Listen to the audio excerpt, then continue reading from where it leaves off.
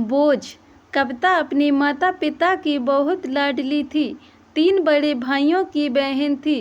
कोई भी चीज़ मांगने पर उसी वक्त सामने हाजिर हो जाती। पूरे घर में रौब था उसका।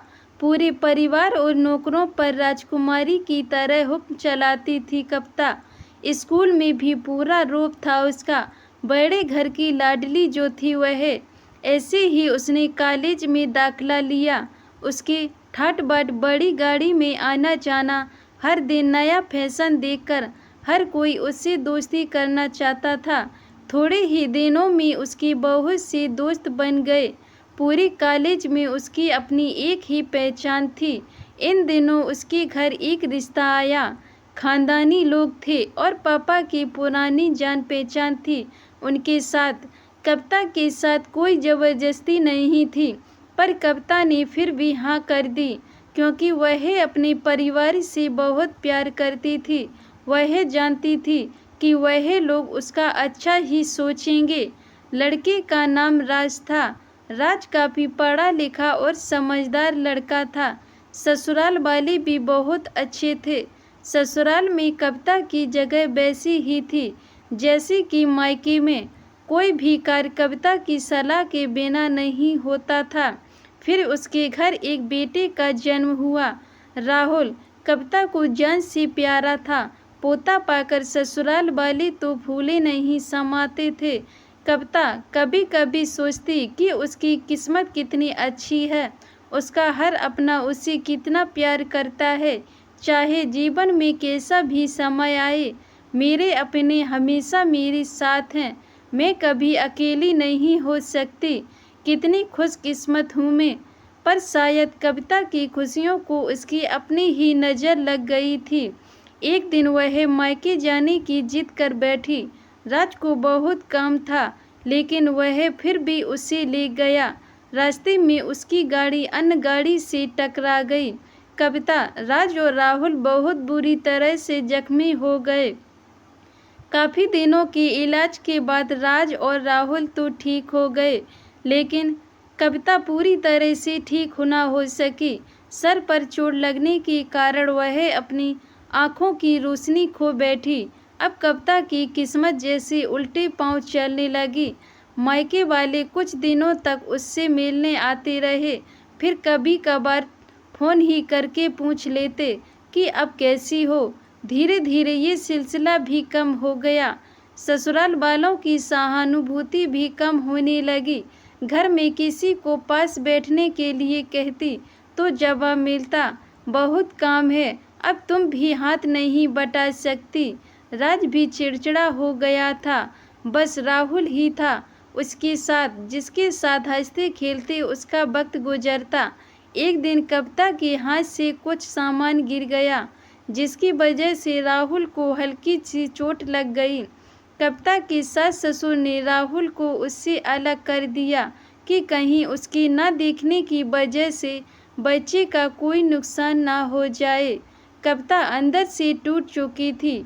एक दिन उसने सबके सामने मायके जाने की इच्छा रखी, तो राज उसे तुरंत मायके छोड़ आया, जैसे कि वह भी यही चाहता था। लेकिन राहुल को उसके साथ नहीं भेजा गया। कविता कभी राहुल से दूर नहीं रही थी, पर अपनी कमी के कारण उससे ज़्यादा बहस नहीं की। कविता को लगा कि वह 3-4 दिन वहाँ रहेगी तो थोड़ा हवा पानी बदल जाएगा, क्योंकि वह कितने दिनों से कहीं भी बाहर नहीं गई थी। घर वाले भी कितने दिनों बाद उसे देखकर कितने खुश होंगे। कविता के घर पहुंचने पर सब लोग बहुत खुश हुए। खाने में सब कुछ कविता की पसंद का ही बना था। उसने अपने मम्मी पापा और भाई भाभीयों से दिल खोलकर बातें की। उनके छोटे छोटे बच्चे भी बुआ के साथ घुल मिल गए थे। रात को सोने के वक्त जब वह कपड़े बदलने लगी, तो उसे पता चला कि उसका बैग तो बहुत भरा हुआ था।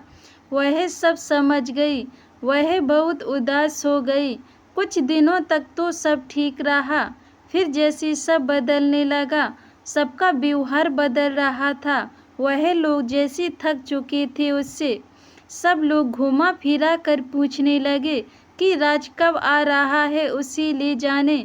वह बहाना बना देती, जबकि वह जानती थी कि उस घर में अब उसके लिए कोई जगह नहीं। कविता से चलते वक्त कुछ न कुछ नुकसान हो जाता।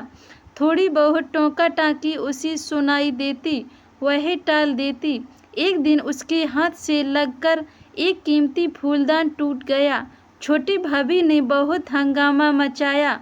कविता के माता पिता रोज रोज के झमेले से तंग आ गए थे। उन्होंने राज को खुद से फोन कर दिया। राज कविता को अपने घर ले गया। कविता को अपने परिवार वालों से ये उम्मीद न थी।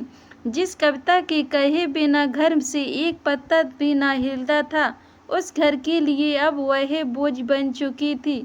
राज के साथ ससुराल आते वक्त वह बहुत खुश थी, क्योंकि वह अपने घर जा रही थी, अपने जिगर के टुकड़े राहुल के पास। परंतु यह खुशी भी कुछ पल की ही थी। सारा बंदोबस्त पहले ही किया हुआ था। कविता को सीधे ऊपर वाले कमरे में पहुंचा दिया गया। राहुल से दूर रहने की सख्त चेतावनी दी गई। एक कामवाली लता को उसकी जिम्मेदारी सौंपी गई, जो उसके खाने पहनने जैसी ज़रूरतों का ध्यान रखती। कविता ज़्यादातर चुप ही रहती। कभी कभी कामवाली लता से थोड़ा बतिया लेती। उसके जरिए राहुल का पता चल जाता। सबकी लाडली बेटी और बहू सबके लिए लाडली से बोझ बन चुकी थी। धन्यवाद दोस्तों। अगर ये मेरी छोटी सी कहानी आपको पसंद आई हो तो वीडियो को लाइक, कमेंट, शेयर ज़रूर करें और चैनल को सब्सक्राइब करें।